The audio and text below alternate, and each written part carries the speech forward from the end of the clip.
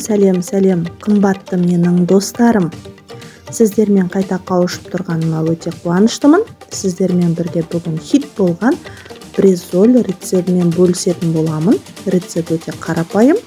Ол үшін бізге бар болғаны әдемі ет керек болады. Майлы емес еттен алғандарыңыз дұрыс болады. Егер майлы тамақты ұнататын кісілер болатын болса, мен сияқты дәл осылай азап қана майдан қоссаңыздар болады. Мен қазылық майды қолдандым және сан етінен осындай әп-әдемі балғын етті қолданатын боламын. Барлығын ыңғайлап турап аламыз. Ет тартқыштан өтуге ыңғайлы етіп, сонан соң бірін-кетін бірін ет тартқышқа салып, жақсылап бәрін майдалап алатын боламыз. Бұл тамақтың ерекшелігі өте жеңіл және көрінісі де әдемі дәмді болады. Өте оңай тез жасалады. Жасалу жолы да қоспаларда аса көп нәрсе қажет емес. Бар жоғы үйдегі бар заттармен қолданатын боламыз. Етімізді тартқызып болғаннан соң келесі кезек бізде гарниріне кірісеміз. Ол үшін күрішті алдын ала жақсылап жуып, суынан құрғатып алғаннан соң табаға азғантай ғана май құйып, сұйық май, күрішімізді 2-3 минут қайнатып қуыратын боламыз. Үстінен дәміне қарай аздап қана тұз салсаңыздар болады. Егер күрішіңіздің реңі сапсары болсын десеңіздер, азап куркума я болмаса бульон қоссаңыздар болады.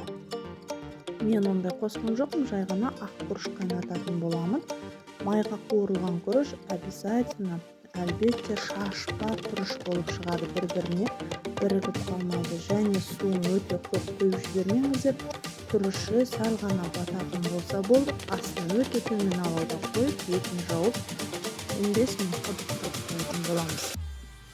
Келесі кезек бізде бризолімізді жасау керек болады. Бұл үшін бізге бір ыдысқа бір дана жұмыртқаны шағып, дәміне қарай тұз, бұрыш салатын боламыз. Және үстіне шамасына қарай бір ас қасықпен толтырып, тартылған етімізді қосып, шаншымен жақсылап біркелкетіп араластырып аламыз. Егер бұл жолы бұл әдісі өте қарапайым әрі тез дайын болады.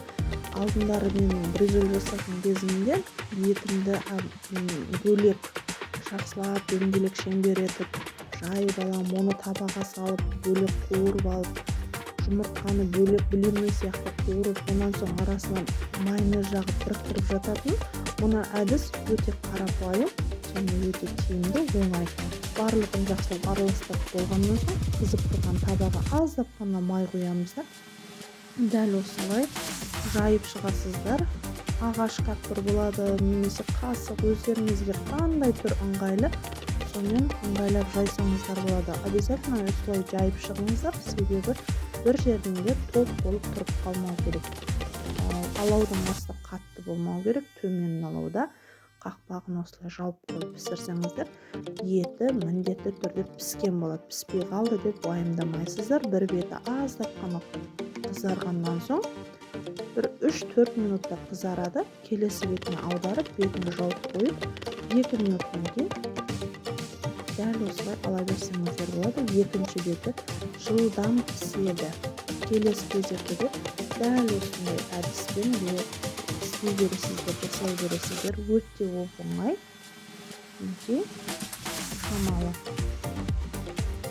Дәл осы әдіспен қақпырмен жаюға көмектесемін. Жұқарақ етіп жайсаңыздар, әдемі біркелкі болып шығады, әрі ұзындау, кең болып шығады. Піскен бризоліміздің қоспасы бетін жауып қойып, оны дәл сол бірінші әдіспен жасап пісіріп аламыз. Екінші гарнирдің түрі бізде картоп пюре. Картопты жай ғана қабығын аршып, өздеріңізге ұнаған бөліктерге бөліп алып, суға салып, тұзын салып қайнатамыз. Қайнағаннан соң дәл осылай суынан сүзіп алып, үстінен азап қана сливочный масло деп айтамыз, я болмаса маргарин қоссаңыздар да болады. Әркімнің қалауы, күйдірілген май қоссаңыздар тіпті әдемі болады дәмі. жақсылап осылай езгілеп аламыз. Пюре жасап, үстінен дәміне қарай тұз, бұрыш салып араластырамыз.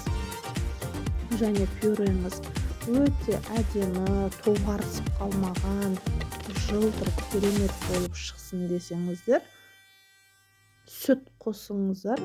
Егер сүтіңіз болмай жатқан болса, өзінің қайнап піскен суын құйыңыздар. Бөлек қан су қосып жүрмеңіздер, себебі дәмі кетіп қалады. Өзінің қайнап піскен суында картоптың өзінің крахмалы болады. Дәл осылай жасасаңыздар, міне видеода көрініп тұр. Пюренің түсі аппақ, әп-әдемі лап деп керемет болып шығады. Дәл осы әдіспен жасап көріңіздер. Ас болсын.